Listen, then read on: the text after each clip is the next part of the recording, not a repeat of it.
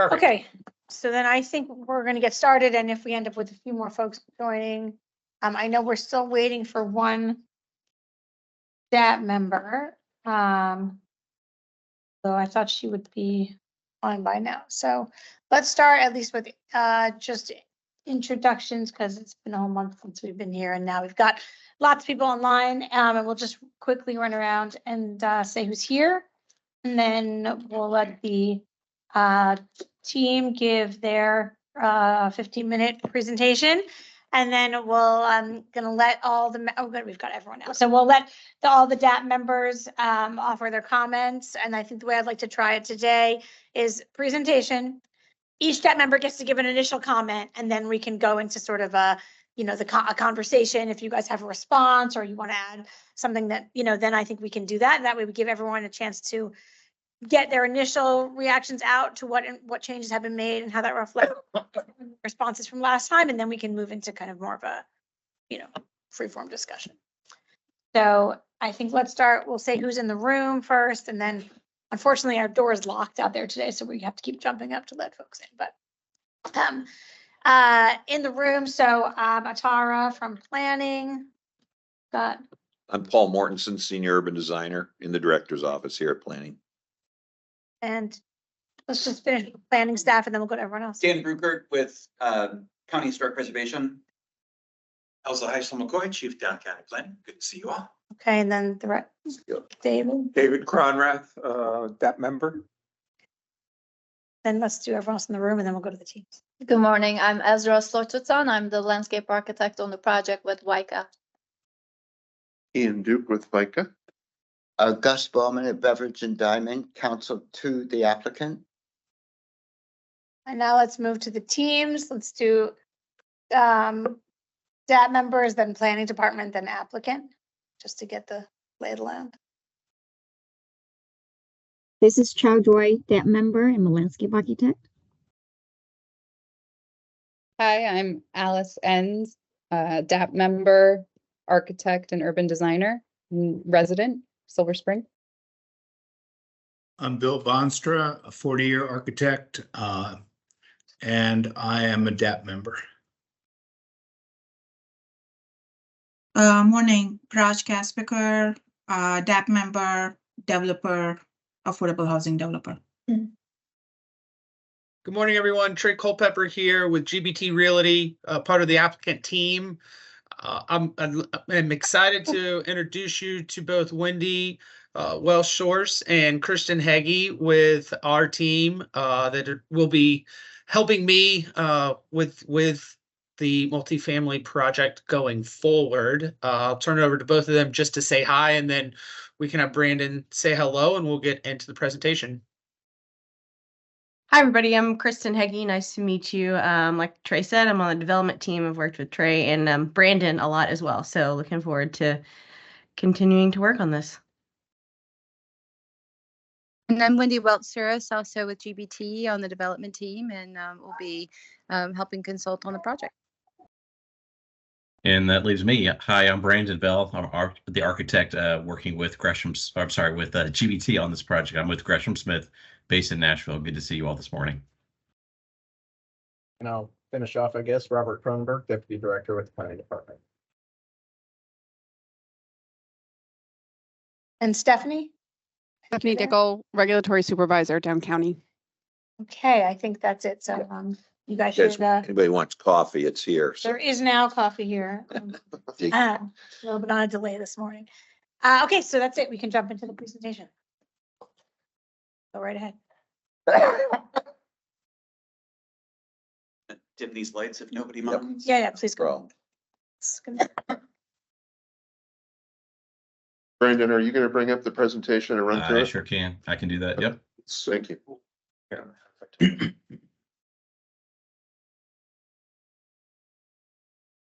All right. Do you all see my screen?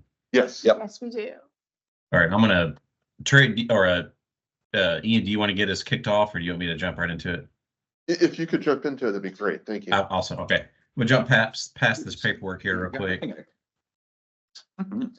So hopefully, we've resubmitted based upon our initial meeting with the DAP, and we appreciate it was actually a very constructive meeting. We enjoyed all the comments and the conversation we had. We've submitted a response package with a supplemental response letter, and was kind of curious if the DAP panels had a chance to maybe review the letter, so I can go into more detail if needed. But okay, we're good. Generally, sounds like we're okay. Okay, so I wanted to just touch on, I think I'm gonna walk through the slides, and we'll probably address the comments that are written, how we address them as we move forward. So obviously, all familiar with the project side. I'm gonna kind of move on past this. I think I'm moving past this. Hang on, there we go. And there was some conversation about, what the original approved building mass look like on top of the Ellsworth place, as well as how it related to the Hex building. So we dug up a lot of the old approvals.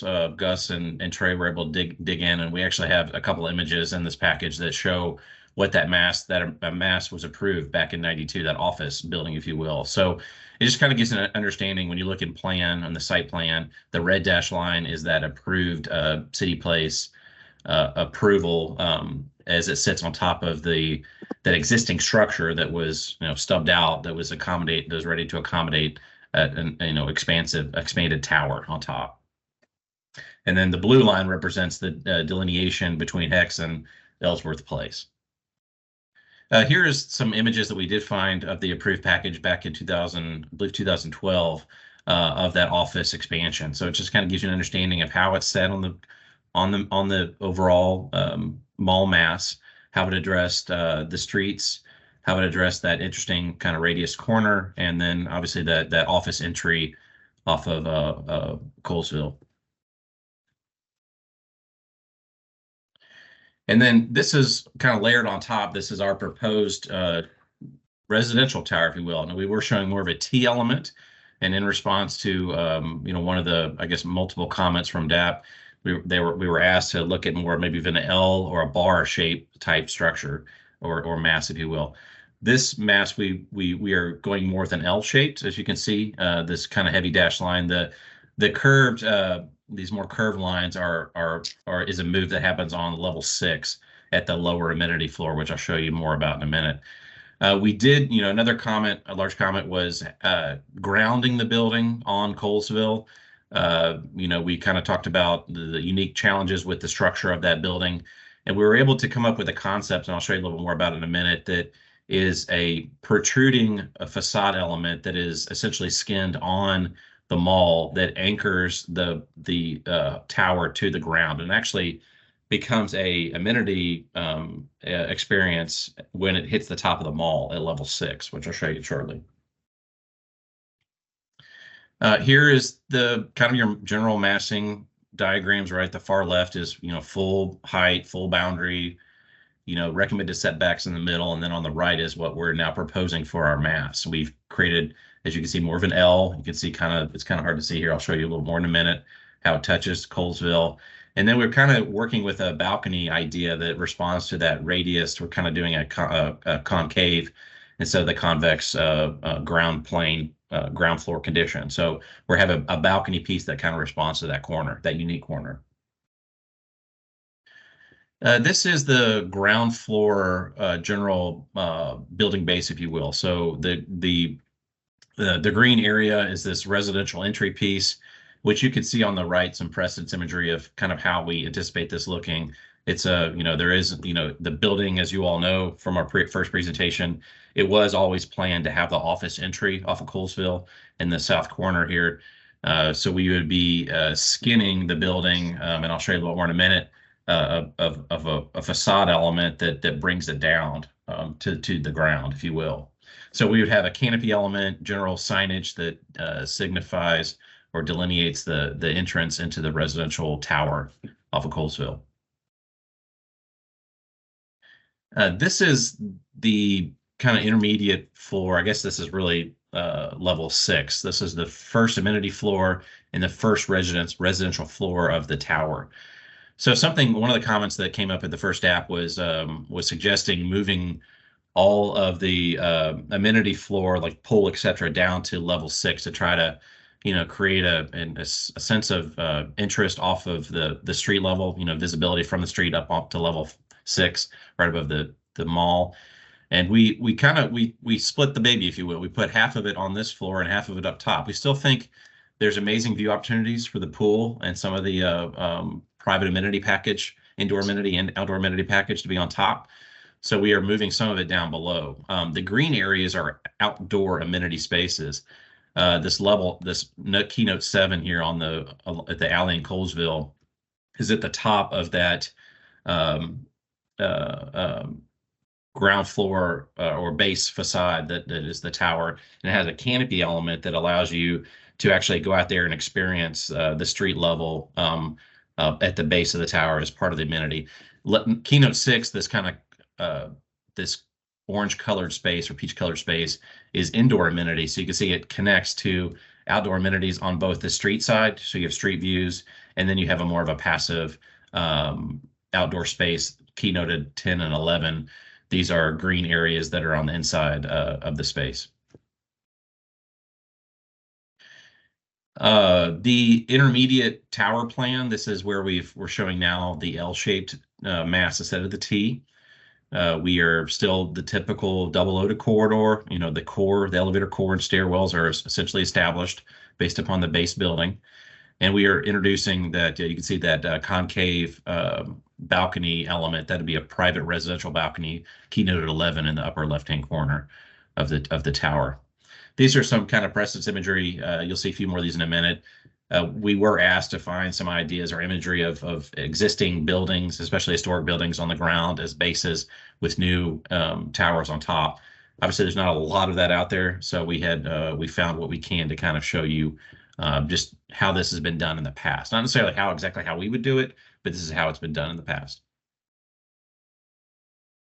This is the upper floor of the tower. This is the building top, if you will, where we've began to show that step back, and we've split the amenity package, if you will. So everything labeled 1, the yellow space, those are private apartment units, if you will.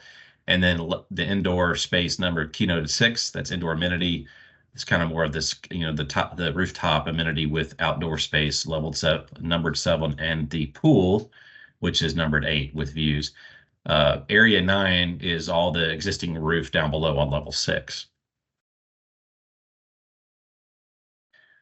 And here's kind of a diagram to talk about the step backs that occur through the building, generally what's proposed. We do have a 0 setback, if you will, at the ground floor for this element, numbered 1A, that touches the street. Here's another diagram that shows it in section. This shows the 25 stories with the base, middle, and top diagram of how the setbacks work. We've simplified them as requested, and again, began to acknowledge the unique corners, the unique character and geometry of the Ellsworth Place Mall. Here's we're starting to kind of show generally the mass as it sits on the building. Here's probably where you can start to see this anchorage piece, if you will, on Colesville, that takes the tower down to the ground. You can see the canopy element as you enter this larger canopy at the level 6 outdoor amenity. That's the outdoor amenity that faces Colesville. And then you can kind of see that kind of sinuous railing and outdoor space on the backside of level 6. That's outdoor amenity as well. This is just how it sits within the overall entitlement heights. I think you guys have seen this diagram before. And then here are some general images where we've taken existing photos of around the property and superimposed the proposed tower. Now, the exact articulation of glazing and solids and balconies is not obviously shown here, but this gives you a general idea of the mass of how it sits on top of the mall. Here you can see on the corner, we've begun to introduce the curved balcony, which is a response to that signage corner that will likely not be modified immediately at the base of the mall. You can also see that ground floor or the anchorage piece along Colesville. You can see the canopy a little better behind the bus on the image to the left, as well as that skin piece that is the same material as the tower, which will stand apart from the mall base, if you will, and it turns into a outdoor amenity space above. Another image. Here's a general section showing the 25 floors, how it works. Setbacks kind of at the top floor. This is through the shorter leg of the L. Cross section here as well, showing the base, middle, and top. And then some presence imagery that show kind of the architectural character we're looking for the residential tower in terms of glazing and solids, metal panel most likely, some masonry as required. But it gives an idea of the character and rhythm of what's happening with the glazing facade. A couple more images that show organization, texture, variation of openings, and how balconies would occur. Balconies would likely be inboard on this project, maybe not so much outboard, occasional outboard as we've shown in the diagram there that's shown in the bottom left-hand corner. And then again, like as I mentioned earlier, there were some requests to show images of existing buildings, historic buildings with adaptive, new construction above. So these are some images that show generally how it's been done in the past and how they are obviously different architectural aesthetics. We're not trying to emulate what's below in any way, kind of, which is appropriate for most historic projects. And that's it. That's what we have to present to you. I think we're covering. Let me jump back to the response letter to make sure I've covered comments. I think there was a comment about the alley. Let me jump to hang on a minute. So the overall massing DAP comments, we talked about the shape of the building, its grounding, if you will, the L versus T, moving the amenity floor from the top to the lowest level. So I think I kind of responded through the presentation about how we are addressing the grounding. We have modified the shape of the building to be an L, and then we have modified step backs and how we have split, if you will, some of the amenity package. There was a discussion about the adjacent alley, kind of its unique aesthetic challenges and the relationship to the tower with the elevator core. We do think it can be a unique element to the project. We are requesting to keep it as is. It is a strong vertical element that kind of creates a common spine, if you will, and we will work with that through the design to have an appropriately aesthetically appropriate solution. I think we responded with diagrams showing the hex building and 3D massing of the original approved office space. I think that's it. So hopefully that responds to initial comments from the DAP. Again, we appreciate those comments. We were very appreciative and definitely agreed with them, and hope welcome any more additional comments to what we're presenting today.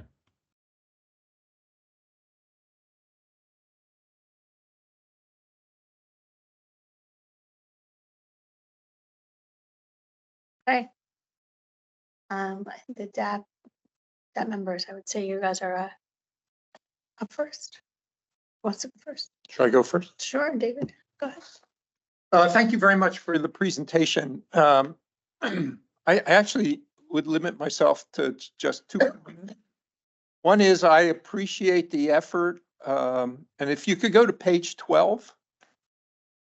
I appreciate the effort of trying to interlock the tower with the base of the building, which you show on the left-hand side in the sectional diagram, how you're trying to do that. Anything you could do to reinforce and make this more demonstrative than you have so far would be, I think, a step in the right direction. So I really appreciate that exploration and hope that it continues to develop and becomes more demonstrative. The second comment I have is really a footnote, but when you show precedents of buildings, which happens to be one of the most denigrated designs in the history of contemporary architecture, it leaves me a little bit confused as to what exactly you're trying to tell me. So I would not include ever a image of Breuer's design for the building on top of Grand Central Station, which had such luminaries as Jackie Onassis Kennedy fighting against the design and the idea. So when you show precedents, make sure they're like ones that haven't been totally disparaged by the public. I think that's a really curious thing to have. Anyway, good effort on the interlocking of the base with the towers.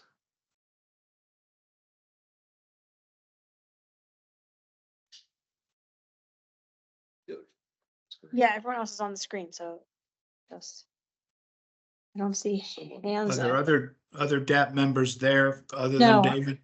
Everyone else is on Teams. No. Could I jump in? Would that be Go okay? ahead. David, I agree with you wholeheartedly. I think you're a kind man, and I appreciate those comments.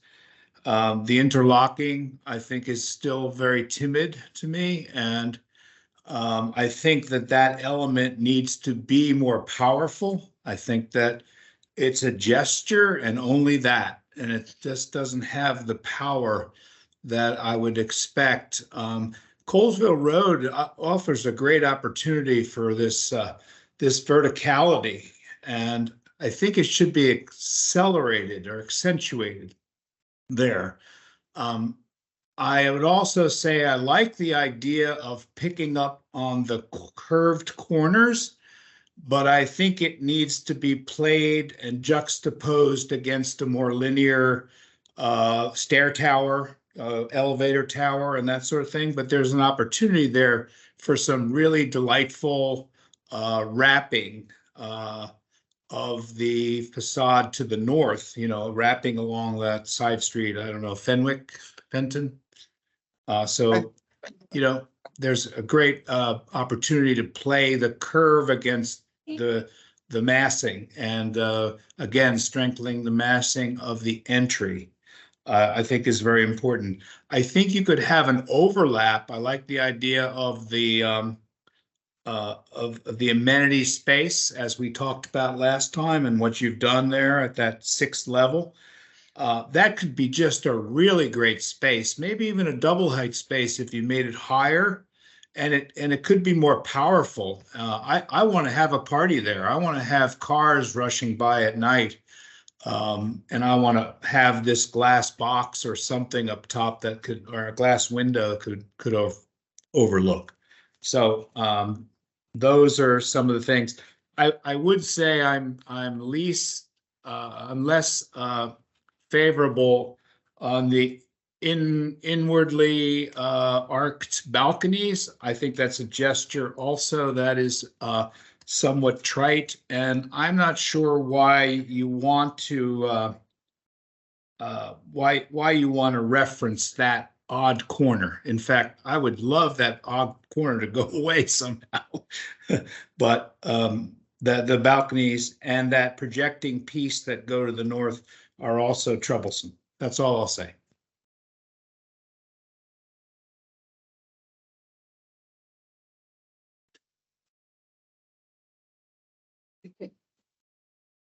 Raj, you got your hand up, so go ahead. Yes, hi. So actually, I would just like to start off by saying that I really like the progress that the design made since we met last time. And it's just very demonstrative of the box that was to what it is right now. It's not as imposing and clunky as it was. And I think it was your first, I guess, just looking at, right, what is allowed. Like, that's what we developers start with, right? Like, what is allowable? What is the maximum square footage I can put in this thing? So I really do appreciate the response to specific design comments. that are made in this application package. I also like the amenity space. Like my whole thing was, oh, can we like expand it? But then I see where your structural columns are. I was like, oh, okay, I get it. Why it's limit? Why that green roof couldn't just go all the way, right? Like you have all your storm water up there. Well, you can because there's no load bearing. So I get that. I'm like kind of talking myself out of your decisions in a way. But I do, and so I do agree with Bill's comments on maybe making that amenity space like maybe like a double story. I know I'm taking some units away from you in that process, but I think it, again, going back to the grounding and where it is and how it talks to the overall surrounding of it. I mean, on Colesville, I see it as just like a facade grounding because it's a high traffic road, but on the Fenton side, that's where you get a lot of the pedestrians walking up and down. That's where the downtown kind of Ellsworth place, like that area starts. So I think it would, I know, like, you're looking up, so you're like thinking, how much are you able to see in a way? But I still feel it will kind of, I think, have a place, like kind of a place making on the Fenton side, because that's where your mall area of that downtown Silver Spring starts on the Fenton side.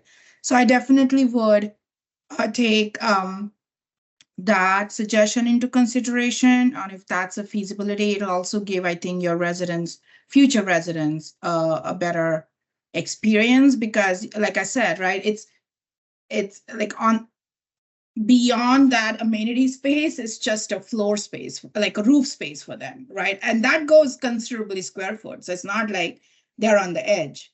So for the future residents, it might actually provide a great experience in the building and to see those lights around and like, get that kind of visual experience. And I'm actually really surprised. And again, this is, I'm sure, a design response. But those curved balconies, I mean, the residents would absolutely hate it, right? Like, I mean, if you are going to sit there, you're going to have maybe that tiny little breakfast table and 2 little chairs, and a tiny little pot, right? I mean, I get why it's a great design element. I'm just thinking as a developer on like, why would I lease, I'm not very fond of those inner curvature balconies, but balconies are a hot commodity nowadays in the rental space. So if there is a way of incorporating them better, that's fabulous. But these I'm not too fond of. And actually, I frankly like how you guys have tried to interlock the building and especially give it more place on Colesville. Because like I said, Colesville, the way I look at it is mostly like a vehicular traffic road, and Fenton is your pedestrian traffic. So I actually like it having that space and just trying to, depending on also what's around it. So, but I'm really happy with the progress that you guys have made. So thank you. Thank you. Alice, I think you were going to be next. Oh, or Shajoy, either one. Yeah, I was gonna say, Shadow had her hand up. I can. Oh, I can't see the hands. Only from here. I don't know. Go, No, go ahead, Shajoy. Alice. No worries. You go ahead. Oh, okay. All right. So thank you all for the presentation. And as everyone said, I really appreciate the responsiveness to the comments. I like the idea of the split of the amenities. That works really well to having that life above Colesville and sort of that interactivity with the street. I want to echo the idea of really bumping up that entrance. So that you could even, I would say, like if it's 2-story amenity, but then taking residences up there, like, we want to, I think, well, I'll get to that in my next point, but I think whatever you can do to really create a sense of verticality along Colesville and have lights on up above, take some of that space as unit space so that you can see that life on Colesville. I think that would have a great impact and really make the building feel like it's grounding. So I think you did a great job sort of taking those comments, but as everyone has said, keep pushing that further. Yeah. And that would be great. I think the curves, they've come up a couple times. They're always a challenge how you do the curves, and they can be very expensive. And so one of the things, you know, in all of your massing models, so there's the curved balconies that we've heard a little bit about, but also all of the corners now have curves. And so you created this clarity with the building footprint of the L, but now you don't read it as much in the massing model because all of the corners are curves. And I don't know if that's like a design direction or not, but it's sort of in conflict with a lot of the precedents. I really like the precedents that you have about the expression of the facades. And I know we're at a point where we're in massing model form, we're not articulating the skin yet, but the curves that are shown in your massing model make this building feel very big and amorphous versus the very rectilinear, high shade and shadow that actually, can we go to the precedent page in the presentation? I think it's like up a page maybe, or no, down a page. I'm not sure. I think it was the last page. Keep going. Which, It's the last page, I think, right? There. Yeah. So that's it. The one before it, that had the sort of facade skin. One more actually. There. There. There, So yeah. this one where you see the carving out of the balconies, a very rectilinear kind of architecture. And in the massing model, it feels very, the curves, you lose all of the corners. And as a result, it feels like a big honkin' mass above the mall. And so I think it's really important to start to break down that mass. And I think that's where you're heading, but I actually think I don't know if we want to go through we're probably going to go through all the comments, but I'd love to hear more about the curve and the intent of that in the massing model and where that came from, because I think that's a good conversation point. And that was really, I think my final comment was also just the curve, the relationship to that corner. I think that was an improvement, that relationship to the corner of Fenton and Colesville. That's a really challenging point there. And the older massing model that you dug up, there's something about the way they just chamfered it and carried it straight up that sort of made it go away versus accenting it. And I don't know if that's a direction, instead of the curves sort of emphasize it in a way that it draws your eye, in a way that the chamfer in that previous submission sort of made it go away a little bit. And it is a challenging architectural problem there on the corner. But I think hearing your response about the curves would also help the discussion. So those are my few points. Awesome. Okay, great, thank you. All right, Xiao Joy, go ahead, then we'll. Hi, everybody. I second a lot of comments that members raised already. I agree with Alice too. Like I want to know what's the reference of all these round corners, because when I look back to the last meeting, everything is straight. You know, now you jump to a more round corner. What's the reference within design intent? And I think the massing is simpler, and which I really appreciate, in how the tower also responds to the base on Colesville as well. My final comment is, I know that I raised that about the ground floor landscape treatment. I don't know if we have a decision on that. Is it going to be a partial treatment that leads to the building entrance, or is it going to be a full-blown landscape treatments on the base? So these are my questions and comments. You know, the one thing that I think you've all sort of touched on a little bit is the fact that you know, the developer and the owner want to keep that corner of Fenton and Colesville essentially the way it is, a kind of an eroded corner.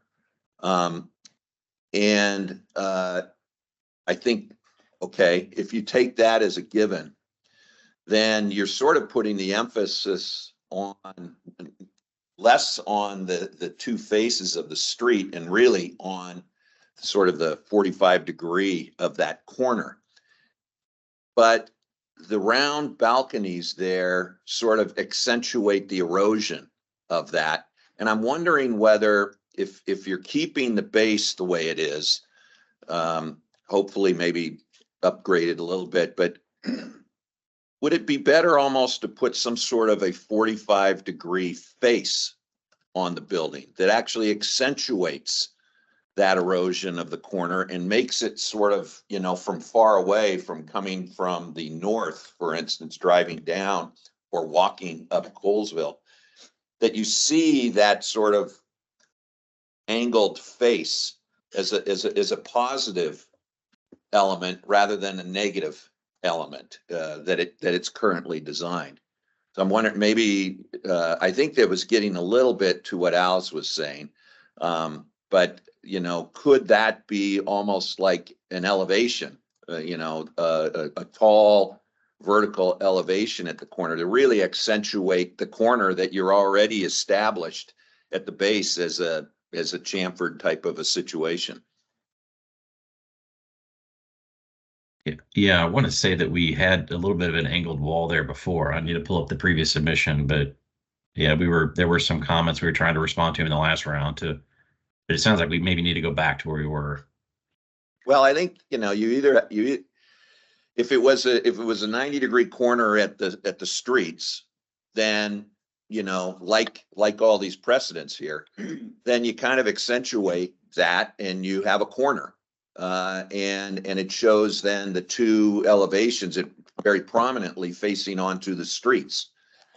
But because you're eroding it almost, you know, to a lower scale, but like in Barcelona, where all, you know, the corners of the blocks are all eroded and cut off at a 45-degree, you know, those buildings are what, 6 stories rather than, you know, 25. But you know, that face is taken up all the way on the 6 stories so that it really emphasizes the space and the face of the space from the buildings. And in this case, you know, you have that face, but it's sort of, you know, you're eroding it in the tower, so it's making it less prominent, where at the base you're trying to make it as prominent as possible. Yeah, I think honestly, we wish the tower was oriented in that corner, and it's not. Unfortunately, we can't get it over there.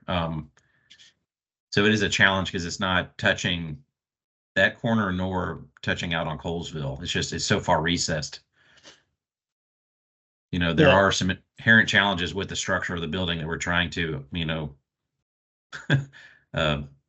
deal with. So, Paul, would you, can I respond with some comments? Yeah. Sure.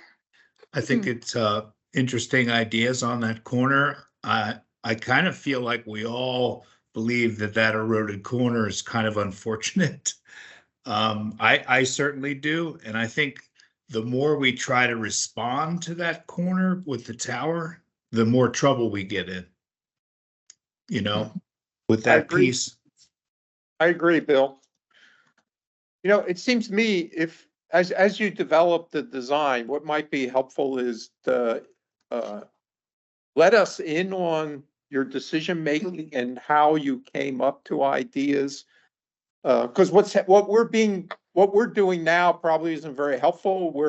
We're projecting what might be, and it's your job to show us what should be.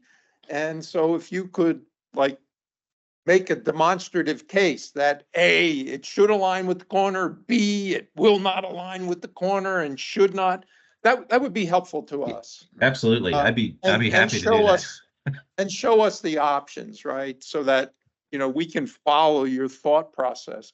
Because what we're doing is we're second guessing you, which is I think what we're trying to say is what I heard my colleagues say is that we believe that how the building meets at Colesville is the most important thing, and that interlocking really needs to carry the day. And the more you emphasize the corner, then it takes away from that. So we want to be cautious about taking it away, because I think our collective consensus is that anchoring it to Colesville is something that's very, very important to give identity and grounding to the building. Yes. If I could Our just goal, yeah, our, show, if you, Yeah, if cut you that all can off. see my little Yeah. sketch here. I think when you turn to the entry for the residential along Colesville, as Alice says, a strong vertical element that will take your eye off that corner, and Yeah. that's going to be the bookend of the building. That's what's going to come to the ground. Yeah. That precedent image you keep showing that I look at, I say that's perfect. The larger image on page, I don't know. 19 or 20. Yeah, it's the, you know, There. you show a lot of that one, the big one on the right. That's it right there. That's the Colesville Road. It comes to the ground. It makes all the sense in the world. And the problem with some of the other ones is, and maybe I don't understand the historic nature of the mall, but you're treating the mall like a jewel, and I'm not sure that's jewel. It's a jewel. I want to say it's unfortunate that Colesville facade is not wonderful. Yeah. Let me explain real quick. I mean, we understand 100% where you guys are coming from with touching Colesville. The challenge is just the structure of the building. We're dealing with a lot of variables that we have to run with. I can't modify the structure of an existing building. I just can't. So I'll try to let me come out of this full screen. I'll try to show you kind of what we're dealing with here. And that's how we came up with, because I can add skin to I need to go. Hang on a second. Make it into Bluebeam. Can Paul Mortensen allow you to put some columns outside the building face? Can he In the right of way? Can he take his saber and give you a knighthood and say you could have columns there and hold up the mass? You know, if there was a way to do this where it was not a a numerical structural project. Right. So here's where we are. So these columns, I'll try to make these larger. These are the closest columns I have, and they're not designed for a cantilever. So I just what I want to do and what you all want me to do, and I totally agree, is to have a mass that comes out here. And I would love to do that. That comes out and touches. Yeah. Can you peel back the existing facade on Colesville? The existing facade? Yeah, so in your entry piece, so I hear where the structure is, but could you peel back the facade at the lower level? Cut away the facade. Is there something there? Or could you cut it out? So just cut all this out? So you're saying doing inverse, don't go out, but go in? Yeah, reface it. Yeah, to be able to align your tower with your base. At least partially. In that I don't know. I'd have to look. And bring a column down on your property, but it would be outboard of the existing structure. Most tenant spaces run up fairly close to that exterior wall. So you'd be talking about having to go out and to go to each tenant to negotiate taking back space to then take that exterior off and come in 5-10 feet. Are you thinking more than that? Like we don't, I think that's a big piece we're gonna run into if we try to bring the building in. So I feel like you don't have it, it's not like you have tenants there that have windows looking out on Colesville. So I think that's probably back of house for those tenants, or it's, a use that doesn't need windows. I mean, it feels like if you could take a piece out, I think you would need to explore sort of what made sense given what you're looking at. But it seems like a small investment there, and I don't know how many tenants you have in the 4 floors in that corner, would make for a better design overall. It's something worth exploring potentially. We're probably talking at least 10 tenants, and once you go asking for something, they want 5 things on top of that. And like to give back more space or need X, Y, and Z. It opens up. It's not quite as easy as I think we would like it to be, but something we can definitely look into. I mean, I think we totally hear that. I think we understand that. I think to get through this regulatory process, you have to achieve sort of the maximum non-Bethesda design excellence standard in the county. And I think, you know, without having explored that, I'm not sure that you're quite getting there yet. So I think you've got, I think we all appreciate what you're saying, but I think it's definitely worth exploring in order to be able to move this project forward. Can we see that 2012 concept again? Real quick before we jump off this, I want to make sure this is what we're Yes. speaking of. Are we saying we're pulling it back? Is that what we're saying? It doesn't need to be that. I mean, in a way that makes sense Yes. with sort of the massing of the tower and the Or, expression. or in plane, but just higher, just taller. Right. Yeah, it wouldn't necessarily need to be that deep, You right? could also just be taking off the existing cladding and replacing it in line without cutting into tenant space. Yeah. I think we're talking about the way to bring and even if it came, yes, so even this is the 2012 version, right? Correct. So can you just zoom in so we can just look at the spot that we're talking about? Just so we can all get a look. Yeah, it's about as right. I know it's that's- blurry, I get it, but even this is a stronger move. I think then, it's not in line, but it feels like it's a piece of the tower that somehow came down to the ground. Maybe it's the materiality, which of course we haven't seen any of from you guys yet, and that's fine, so we're not up to that. But something about the strength of, I don't know, and it may be that something like this is as good as we could get, but I think there's more of it. It makes a bigger move. Yeah. I think the question, my other Even though question we would is, love to see it be flush, maybe that's not possible. We understand. couldn't you just pull off the skin and add structural columns and span from your existing columns? So the columns are at the property line, right there on the edge. You Yes. don't have to have tenant space below, but then once you could then have residential going all the way up and like capture some of that square here. Wait, can I draw on here? No, I don't think I can.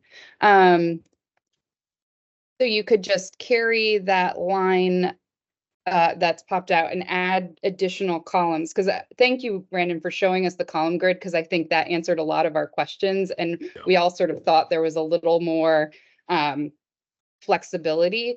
But if you could not touch the mall, I mean, it's like getting into the nitpick of exactly how deep the facade is. And if you could put structural columns sort of at the property line and go all the way up, so you could actually get a mass that extends 10 stories above that amenity space with units up there, because you're grounding your structure right there on the edge of the facade.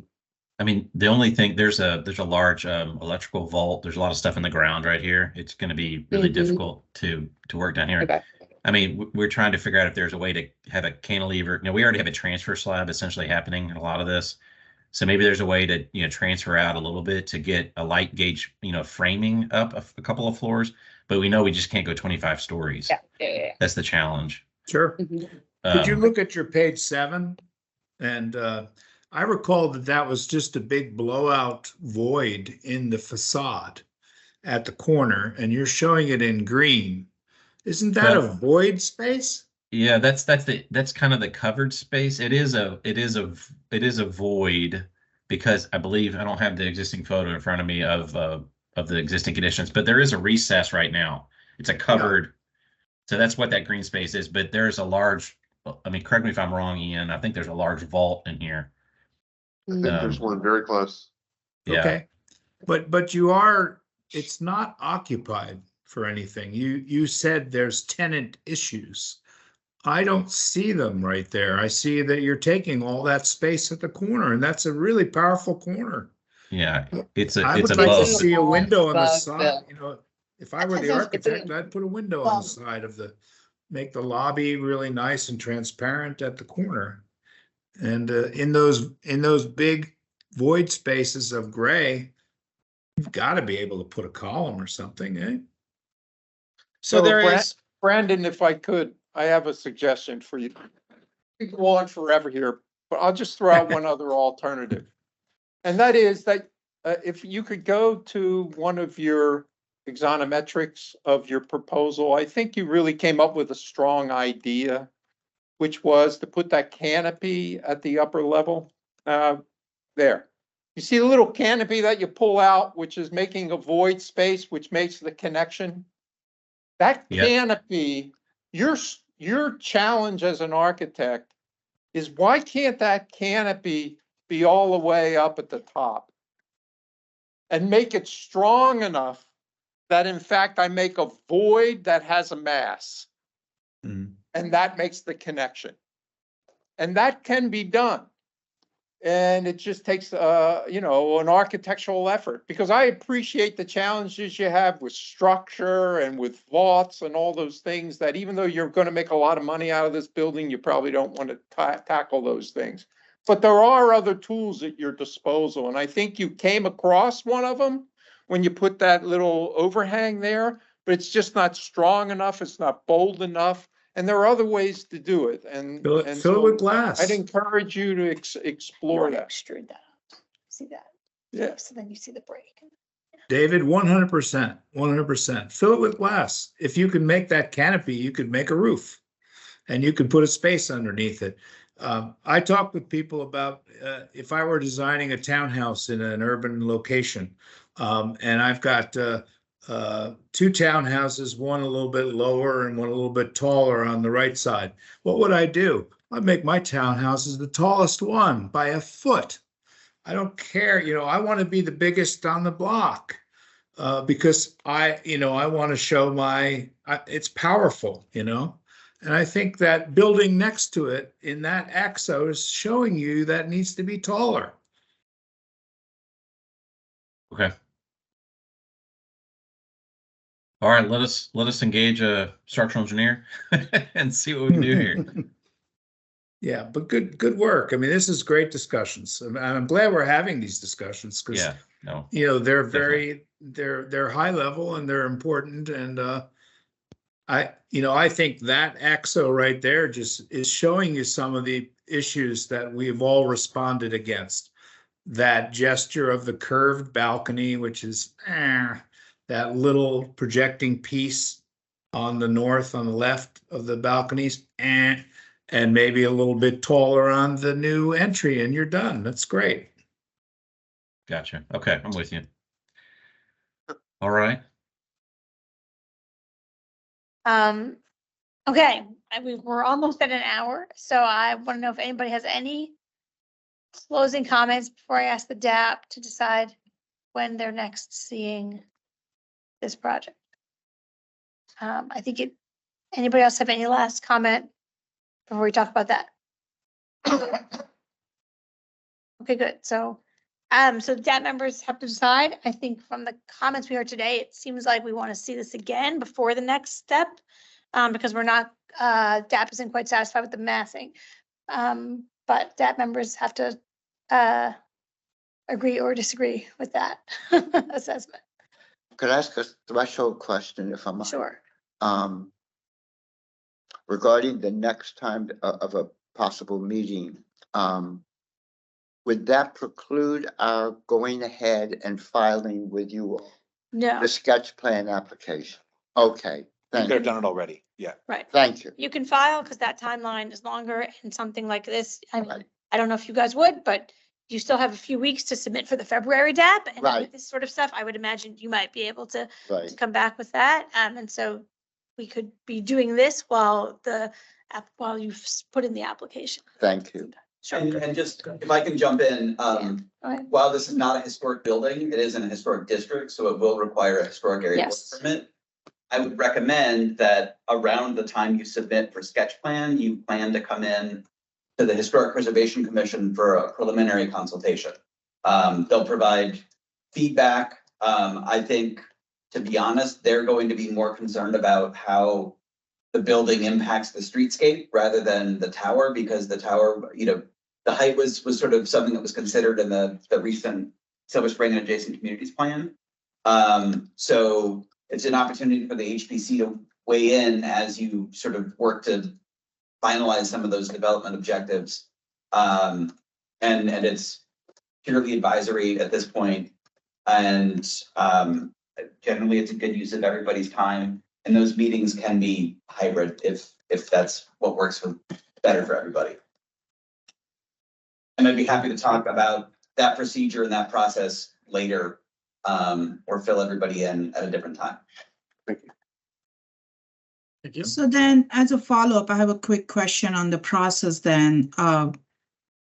Because a lot of the comments, the way I heard it, is about the facade and how it's coming down and how it's interacting on Colesville as, should they go to the historic thing before will there be changes to their maybe design consideration based on those discussions before they come back before DAP, or? I mean, the massing won't change. I mean, I think That's true. HPC's concern will primarily be focused on materiality and just how, fenestration and how it integrates with the streetscape. So I think those are going to be the primary objectives. I mean, I think that the input that DAP has had on the massing of the tower is something that the HPC is likely not going to touch in the same way that the development associated with the Tasty Diner has also been, there's an interplay there. But again, I mean, this is a contemporary addition to a non-historic building. So I think the HPC would show both extreme deference to the DAP, but also a very lenient application of the Historic Preservation Chapter of County Code in their response to that. Sure. And some of this, we don't want to drop a final proposal on the HPC for something this big. We want to have them understand the hows and the whys, and particularly where there are structural limitations about where some of this can go. It's a good opportunity to get them very comfortable with all of those things, and it's usually best not to just surprise that body. Agreed. Tara, can I make a comment also that something else? Sure. In your staff report, you did say that this, and I know that, there's a line between sketch plan and site plan, right? And we're at sketch plan. So I think that dealing with this, how the building hits the ground, is important here. Maybe we will talk more about the tower articulation later. Is that correct? Yeah, I think that's fair to say. At sketch plan, we're more worried on the larger Right. massing or, orientation to the rest of the downtown, to the base, the details of how that tower looks, materials, articulation. That can be discussed later, but I feel like it sounds to me like we're still talking about very massing type issues here, but it's the DAP's decision. Yeah, I'd like to say that you say it's less articulated and somewhat monolithic, and I would agree with that, and that's what I think we have to work on later, but that's not part of, that'll work its way out, I would imagine, because I feel like a residential building is usually more articulated with bays and balconies than it is an office building, which was designed earlier. That's the nature of the typology, hopefully. So Bill, are you saying that you would we need to talk about whether we want to see this again during sketch? That's the question in front of us now. From what you just said, I'm interpreting that you would like to see it again during this stage. Yes, Bill, is that? Or you're not So sure? from a perspective, I would recommend yes. We would recommend seeing it again during sketch. I would, but I think we had a good dialogue, and I think there's some good marching orders, and provided those can be dealt with, I think it's going to be a nice project.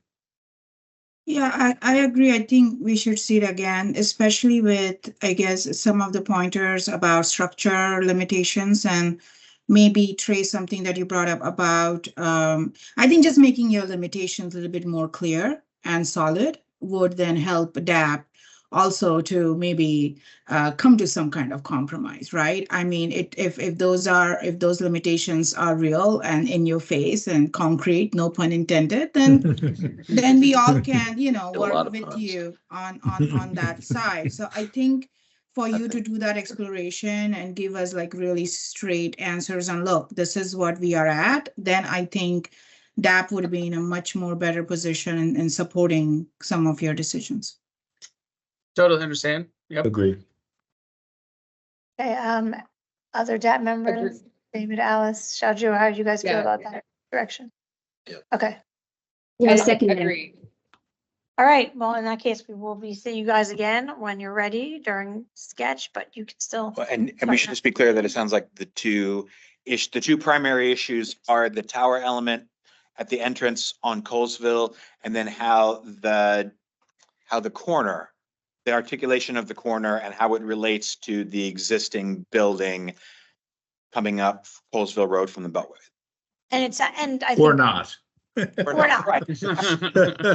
Sorry think about that. what Raj said beforehand, I think, is to be, we all now, we can skip all the background information on your response, and we should make sure to understand what are more about what other limitations. I mean, building on top of a base is complicated, we all know that, and we can appreciate some of them, but you guys are, we sort of need to know a little bit more of the weeds on that to be able to understand the limitations to help offer comments within those limitations. Right now we're offering comments based on what we see without understanding the structural issues at even a high level, other than like, well, here's the grid, that's it. So taking us a step further with you in the next submission, I think will help. And having some Can options. I add one note? I think like Yes. even a section through the entrance that shows where the mall is above what Bill was specifically talking about, because I think understanding the implications of tenants, it's really important for us to understand that. So we're not asking you to do things that are really out of the realm. So that just a couple of those in places, I think that put section through the entrance will really help us all. So we're not, asking you to do hard things. And then I just wanted to add one more to the two big issues. I think getting to Bill's just final comment, we are going to see more of an articulation of the residential building down the line. And I think the precedents capture that. But I do think just a little bit more on the towers of massing. This is a really big face as you see it from down the hill. When you're looking at it from the metro, this is going to be a huge building. The view of it sort of up above the AFI. And so thinking about how the massing is working there, just maybe a little bit of that residential, getting a little bit of that articulation in there, and the massing up above will help us. So it doesn't feel quite so big. It doesn't need to be all the balconies or anything like that, but just a little bit of that tower articulation will help us know where you're headed and how it relates to those precedents. Because there's really strong precedents, and I think we all see where the building's headed, but it helped us just to know where you're going. Absolutely. Well said. Yes.